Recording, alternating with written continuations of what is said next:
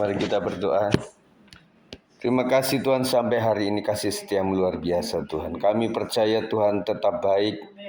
Terima kasih Tuhan di dalam kehidupan kami, baik suka maupun duka Tuhan. Kami percaya Tuhan yang memberkati kami, yang menolong kami. Kaulah yang menjadi gembala kami Tuhan, sehingga membuat kami meskipun dalam badai apapun kami ada damai, ada ketenangan ketika kami dekat sama Tuhan. Terima kasih, berkati kami dengan firman Tuhan.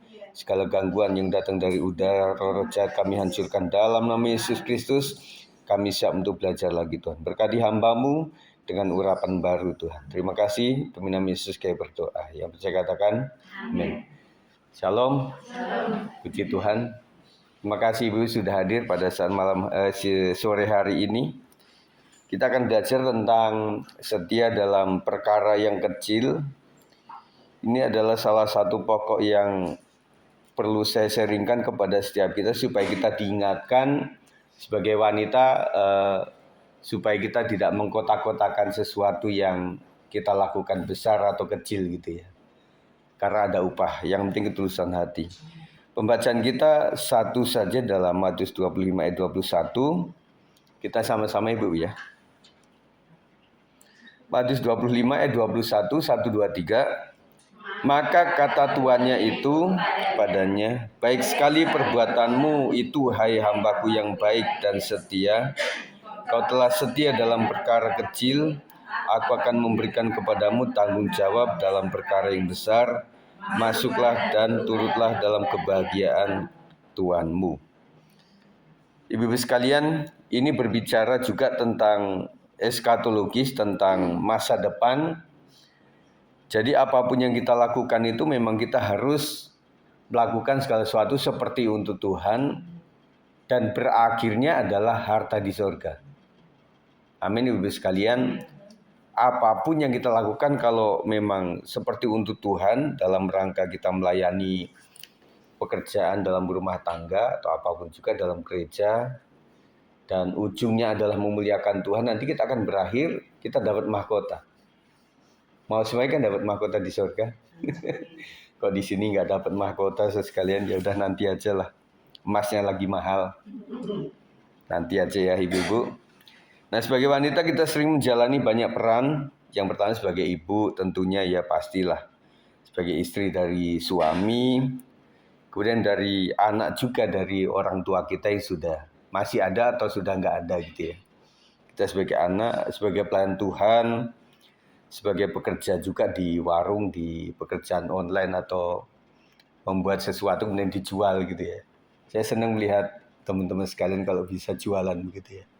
Baik itu ngambil dari orang lain maupun produk sendiri ya. Tetapi saya percaya kalau produk sendiri mungkin untungnya lebih gede. Betul ya? Ya kalau nggak bisa deh, repot atau apa nanti takut gagal-gagal maning, ya udah ngambil aja dari orang lain gitu ya. Saya senang melihat itu ibu sekalian, dan itu sangat membantulah buat keluarga kita. Kemudian juga menjadi sahabat bagi orang lain. Banyak hal yang kita lakukan terlihat kecil dan sederhana. Bahkan terkadang tidak diperhatikan orang lain. Ya kita merasa ya kita kerja sendiri, kita yang membanggakan diri sendiri. Ih makananku enak loh, padahal yang makan sendiri, yang goreng sendiri, yang masak bumbuin sendiri, ya udah nggak ada yang muji, ya puji sendiri aja lah. Ya nggak apa-apa. Nah sepertinya kadang-kadang pekerjaan itu nggak ada orang yang perhatikan gitu loh. Kalaupun ada yang perhatikan, kadang-kadang pasangan kita belum tentu kasih aplaus, kasih penghargaan sama kita ibu-ibu ya. Udah masak dari pagi, bangun-bangun, udah mungkin ke pasar, udah rajang-rajang ini, udah masak ini, masak itu, tetap aja kurang sebagaimana kita pengennya gitu loh. Ya udah makan dengan lahap atau apa gitu kan. Makanya kan ibu-ibu sekalian suka nanya kan ke suami itu, enak enggak? Kan gitu ya. Bapak-bapak gimana kira? Anak-anak gimana kira? Ah mama masaknya ini mulu. Ganti apa yang kayak masakan Korea gitu, masakan Jepang gitu loh ya. Kadang-kadang begitu ya, aduh kadang-kadang kita, makanya ada yang ngancem kan, awas kalau mama masak kemudian nggak dimakan, mama nggak akan masak lagi. Wah itu jitu sih sekalian. Waktu dia nggak mau makan juga kita perhatikan, ini mungkin masakan saya nggak enak juga gitu ya. Nah, kenapa sih nak? Kau pengen makan apa? Mah, saya bosen gini, ayam mulu. Sekali-kali kayak KFC gitu loh. Ya udah yuk ke ITC ya. Kita makan, kalau nggak dapat KFC, KPC aja lah. yang penting ayam begitu ya. Kadang kita juga nggak tega ibu sekalian. Tetapi menurut saya sih ibu kalau memang punya diberkati Tuhan, sekali-kali bolehlah ajak. Nggak usah yang mahal-mahal lah.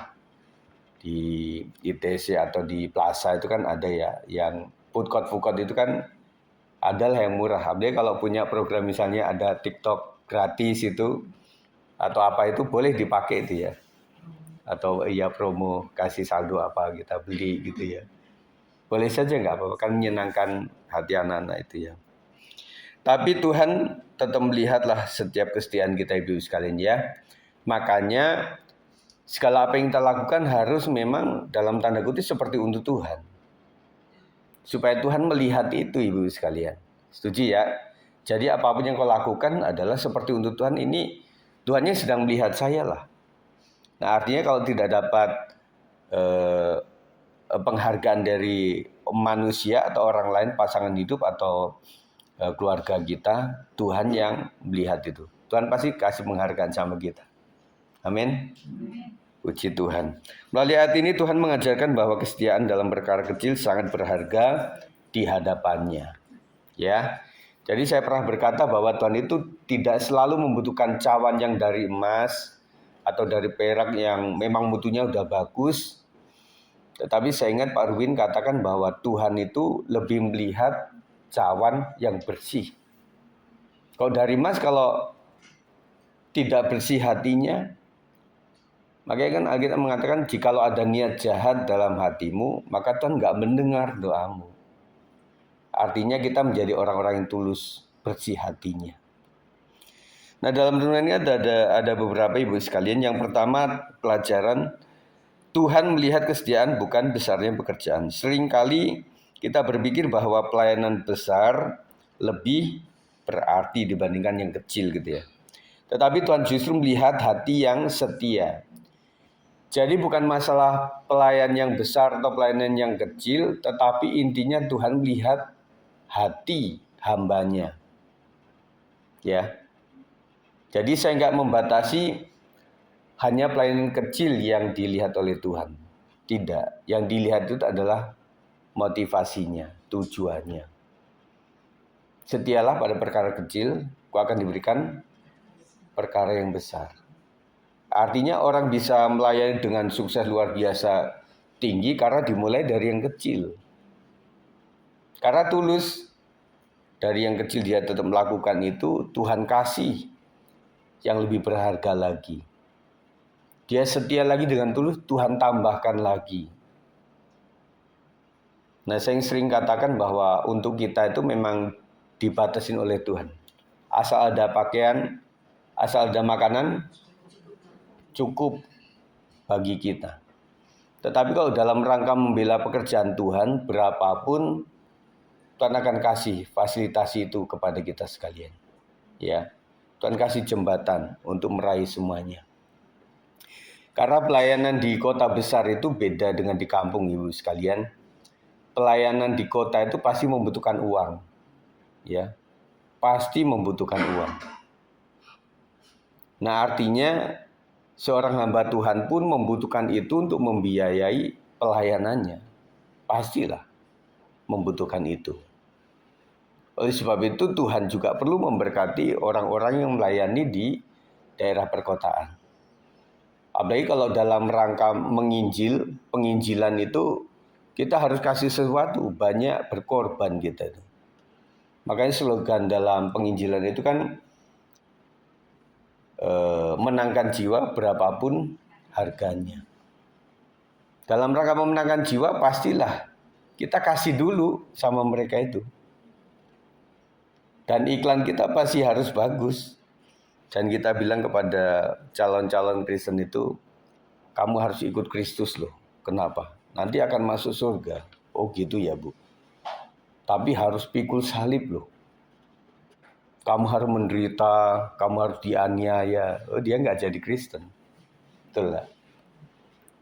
Saya percaya kalau ibu-ibu yang asalnya bukan non-Kristen, kalau iming-imingannya kayak gini, sebagai Kristen yang dewasa, kamu akan pikul salib, kau akan dikucilkan dari keluargamu, nggak jadi Kristen.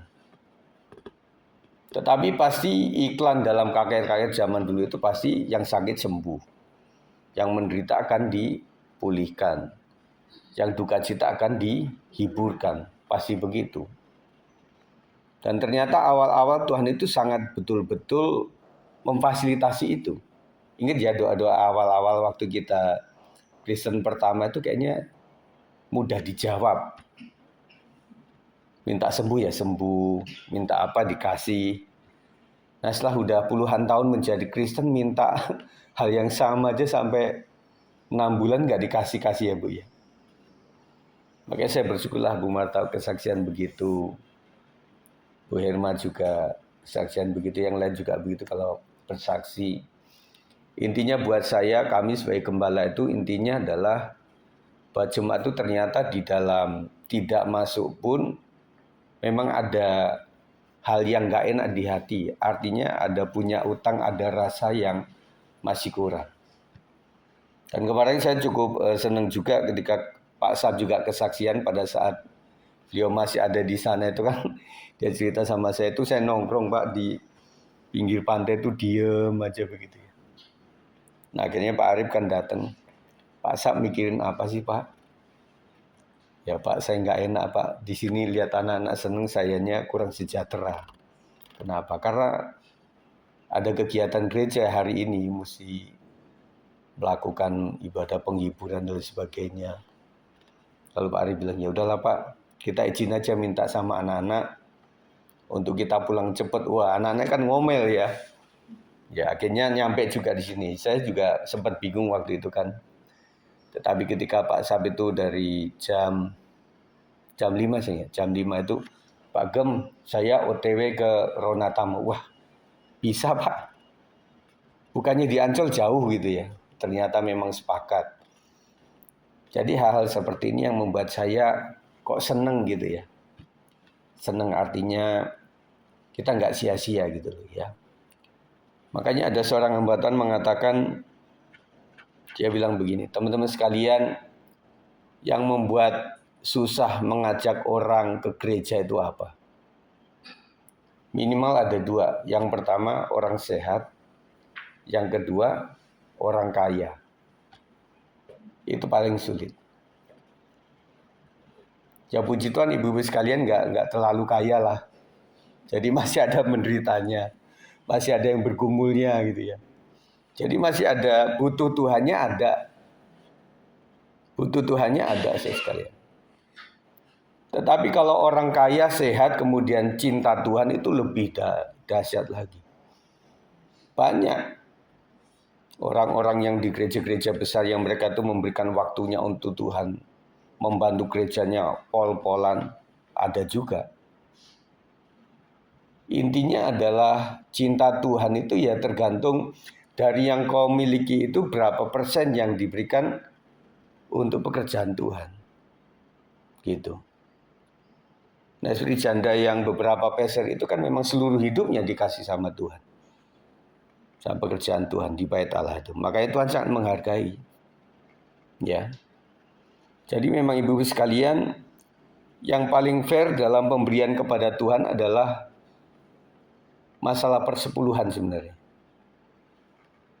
Kalau kolektor ibu-ibu sekalian itu mau kaya atau miskin itu kayaknya ya biasalah kolektor 2.000, biasalah 5.000, biasalah 10.000 gitu ya. Itu sepertinya ya udah begitulah. Tetapi adilnya persepuluhan itu ya kalau orang kekayaannya itu dari Tuhan luar biasa, ya sepersepuluhnya dikasih sama Tuhan. Dan yang memang gajinya minim, ya sepersepuluhnya dari yang disebut minim itu. Itu yang disebut adil. Meskipun serangannya sangat banyak ya. Tetapi puji Tuhan bagi orang-orang yang melakukan ini pasti ada damai sejahtera. Ada damai sejahtera. pada saat kami dulu masih bekerja, Bapak mertua masih menjadi gembala, waktu itu juga kami kadang-kadang yang namanya orang punya gaji ya, kadang-kadang mesti ya ini dulu lah, ini dulu lah, ini dulu lah. Kadang-kadang ditunda dulu apa begitu ya. Ya kadang-kadang yang nggak harusnya saya keluarkan tuh keluar. Motor rusak lah, mobil ada yang mesti ke bengkel lah, anak sakit lah, begitu ada saja. Dan kadang-kadang pengeluaran yang harus dikeluarkan itu kok mirip dengan yang harus kita kasih sama Tuhan.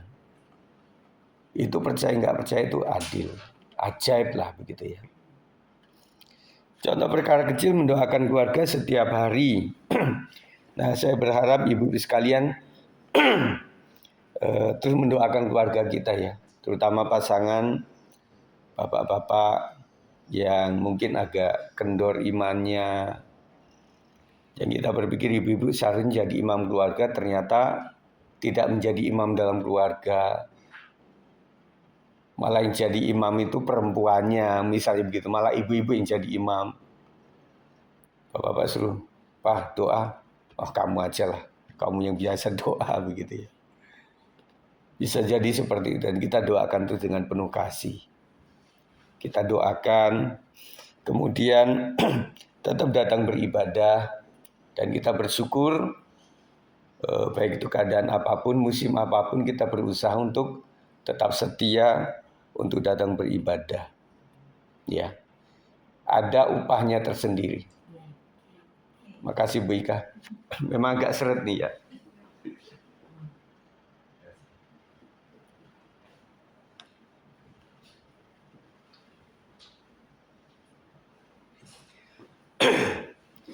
Kemudian menolong sesama.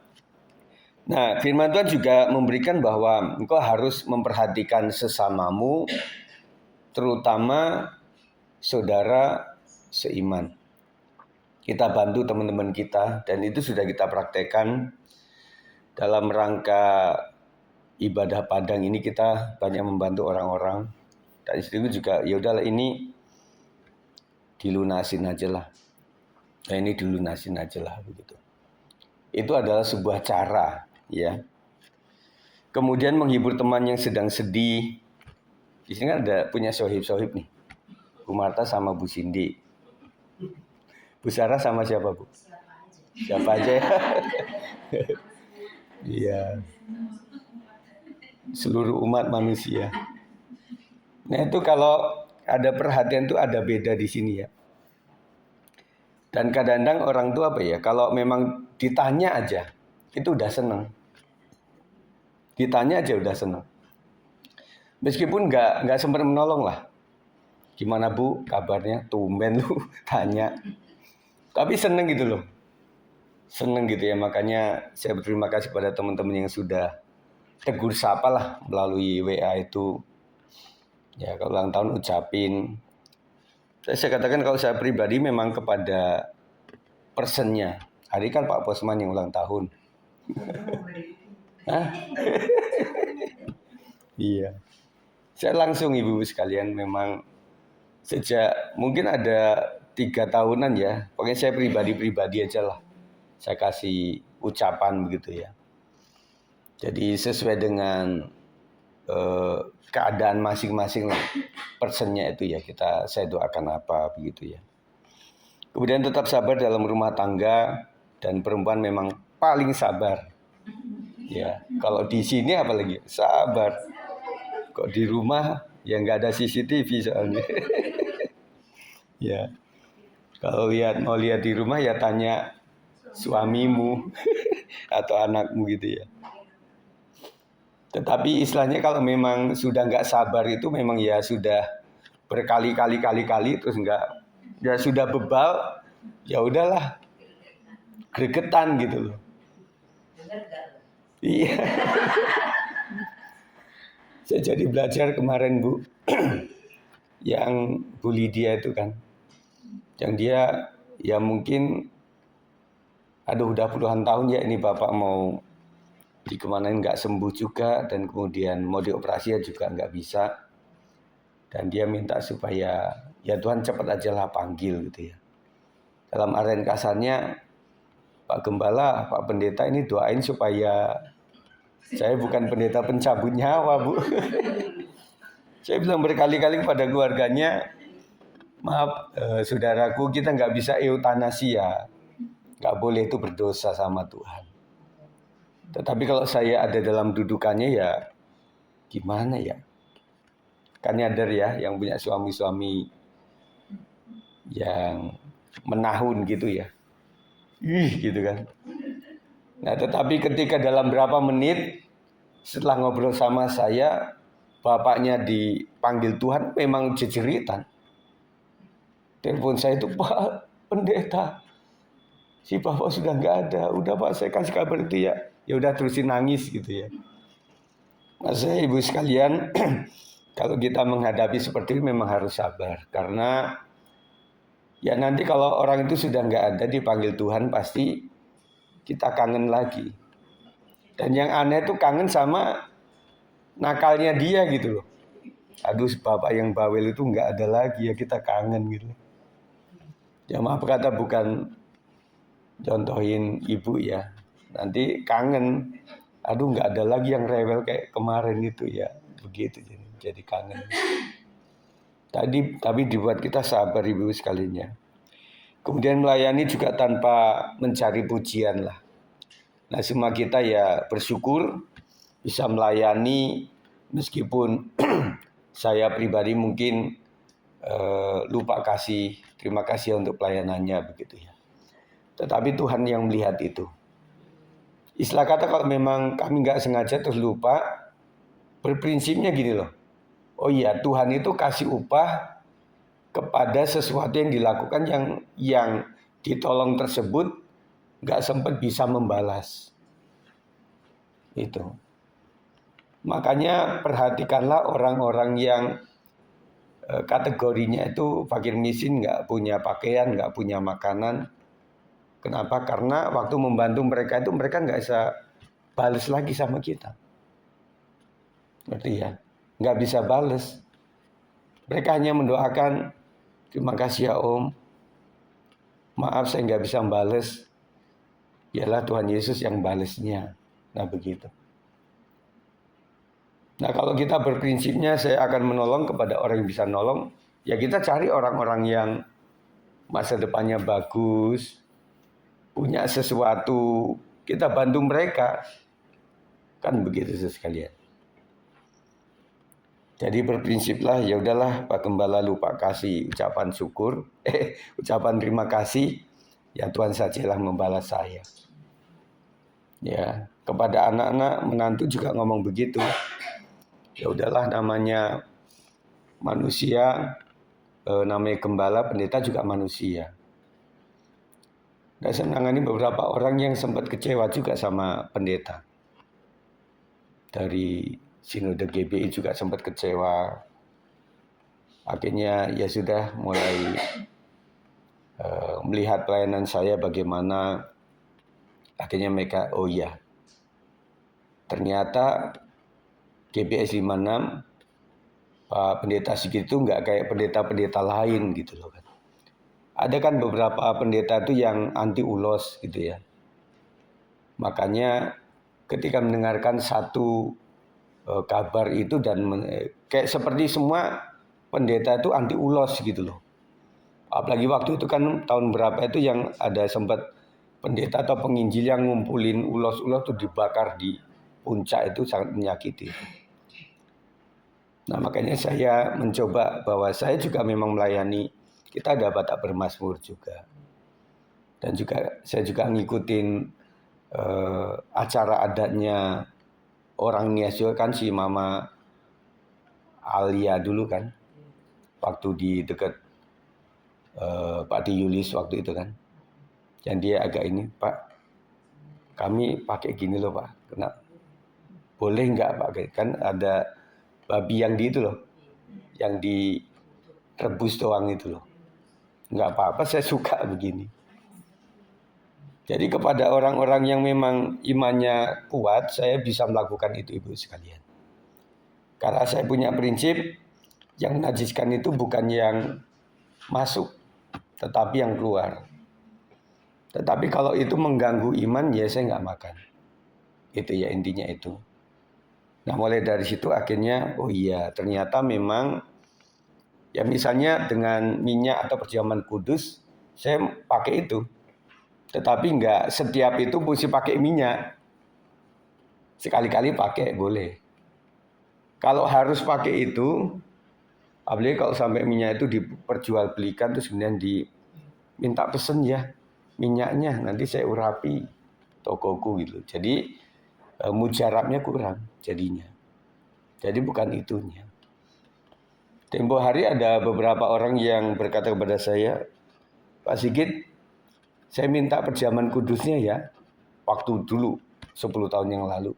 Untuk siapa? Untuk anak saya. Nggak ikut ibadah hari ini.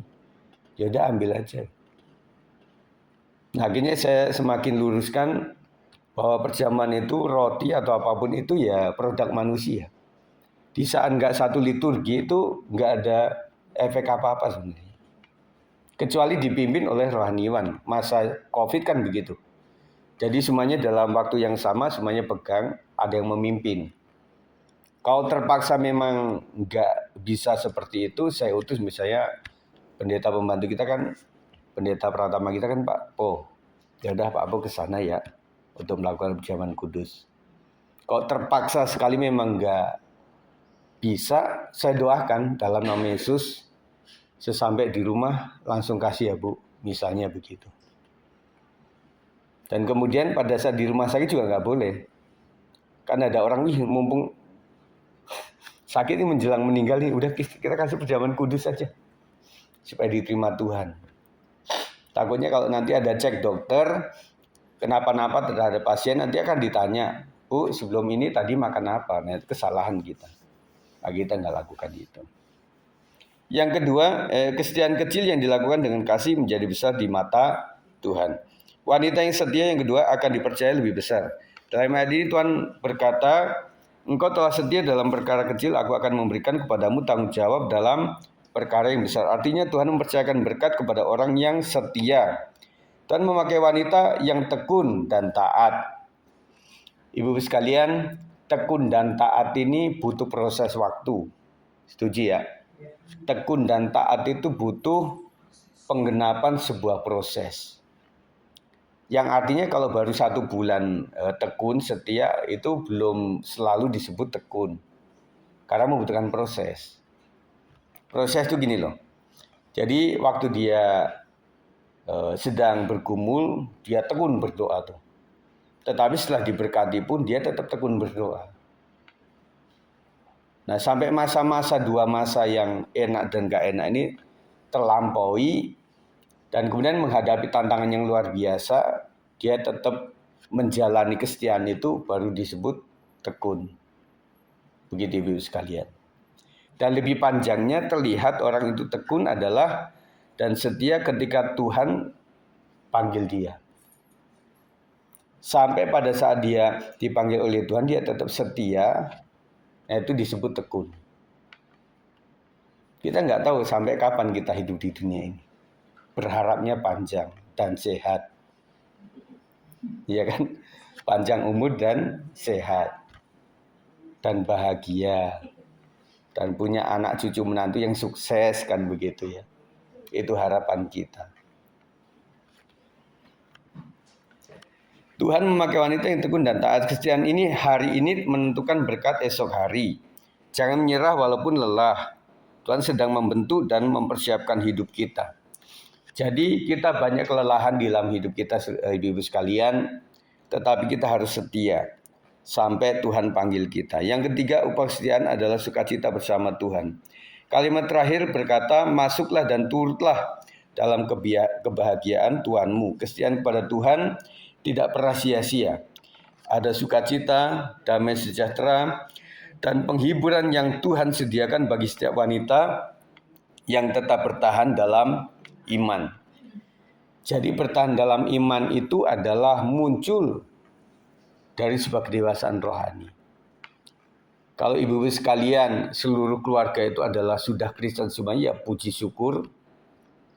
Tetapi tantangannya tidak seberat bagi kalau ibu-ibu itu ada berada di tengah-tengah yang keluarga kita masih ada yang non-Kristen juga.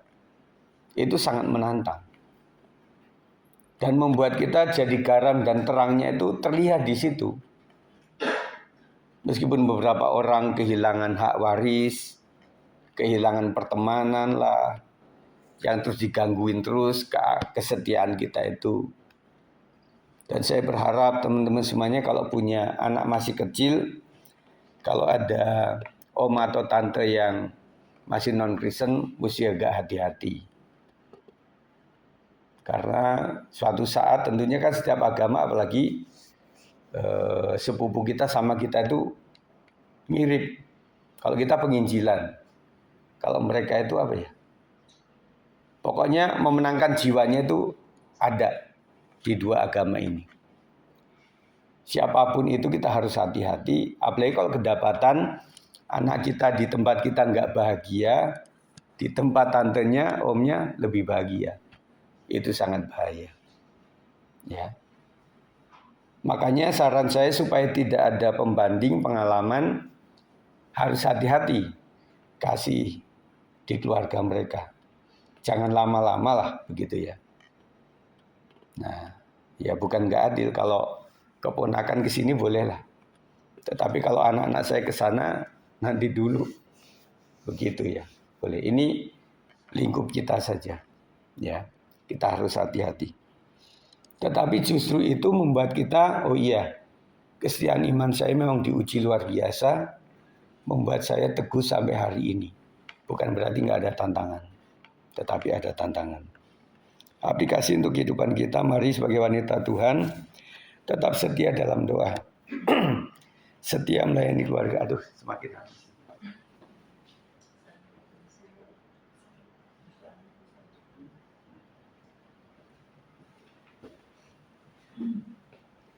Ya, sebagai wanita kita harus tetap setia dalam doa. Kemudian setia melayani keluarga. Dalam artian ya, kalau memang sudah jengkel melayani apapun, masak apapun kayaknya nggak dihargai ya, udah saya masak, yang penting saya kasih yang terbaik lah. Mau itu nggak dimakan ya udah saya makan sendiri supaya saya tambah gendut. Misalnya gitu ya. Dibuat damai-damai aja hati kita itu daripada ngomel. Ya, setia dalam pekerjaan dan pelayanan. Tetap setia aja ibu-ibu ya. Melayani yang nggak bisa WL atau nggak bisa menyampaikan renungan atau memainkan musik ya. Saya senang sekali jemaat di sini ketika habis kegiatan itu ada yang bantu-bantu naruh-naruh ini karena kita nggak punya pengerja. Itu sangat membantu. Saya BBK bilang, nanti dulu saya ada di rumah kedua. Artinya melayani. Zaman dulu kita masih sehat-sehat, masih ngepel waktu banjir itu ya, masih nyuci gitu ya.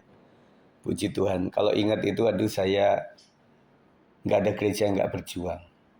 Bocor-bocor di situ, belum ada selokan waktu itu, masih ada om yang di depan. Wah kita ini pot-potannya kayaknya kayak di ujung tanduk gitu ya.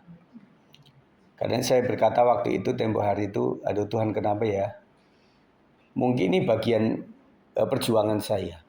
Saya kan meneruskan, kan Papa yang berjuang. Jadi dalam hati Tuhan berkata kepada saya, Bingkit, jangan kamu enak-enak aja tinggal meneruskan, jemaat sudah ada begitu ya. Kamu harus ada perjuangannya dong. Nah saya mulai sadar, oke Tuhan. Ya saya mungkin nggak menginjil menangkan jiwa-jiwa, jiwa sudah ada. Ibu-ibu juga saling menginjil kan datang yang baru-baru, setelah itu kan memang beberapa ada juga. Ya udah bagian saya begitu. Sempat, aduh kita mesti relokasi kemana gitu ya, sempat kan.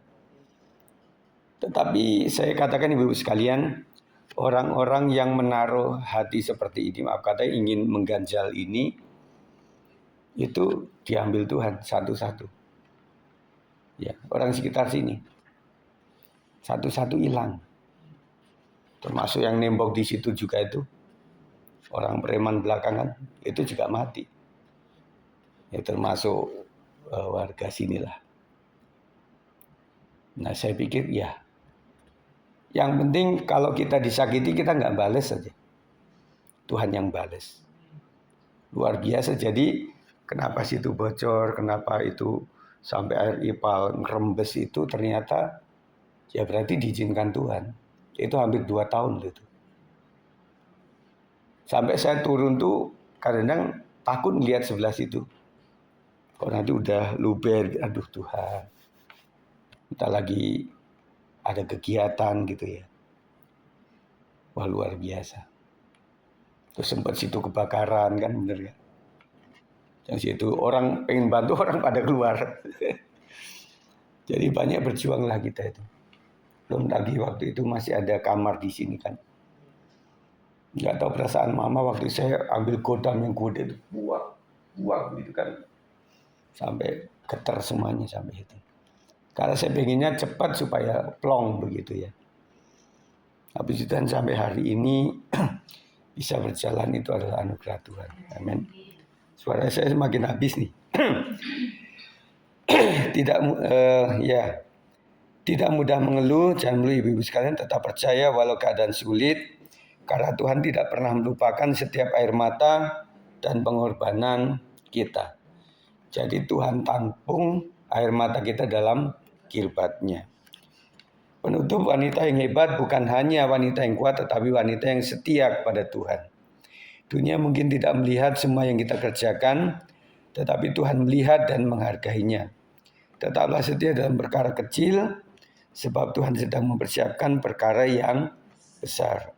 Dan harapan kita dalam doa, Tuhan Yesus ajar kami menjadi wanita yang setia dalam segala hal. Yang kedua, mampukan kami tetap taat, sabar, dan tekun menjalani setiap tanggung jawab yang Tuhan percayakan. Yang ketiga, biarlah hidup kami menjadi berkat bagi keluarga dan sesama. Amin, ibu sekalian, karena suara sudah habis. Nanti istriku berdoa ya, untuk menutup kita dalam doa. Mari istriku ke depan. Kita naikkan satu pujian seperti wanita.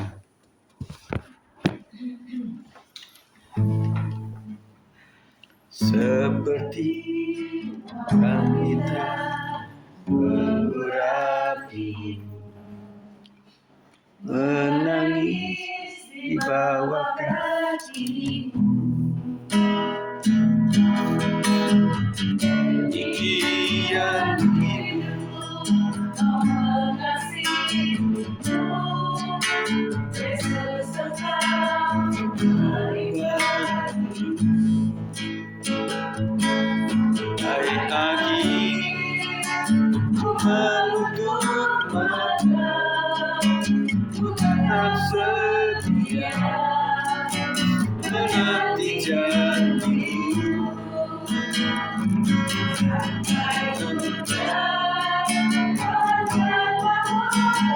Kehidupanku tetap setia melayanimu.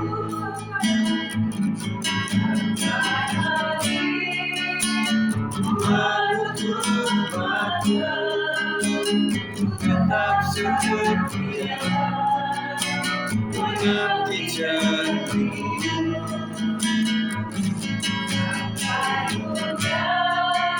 Akan waktu kehidupanku tetap setia melayanimu.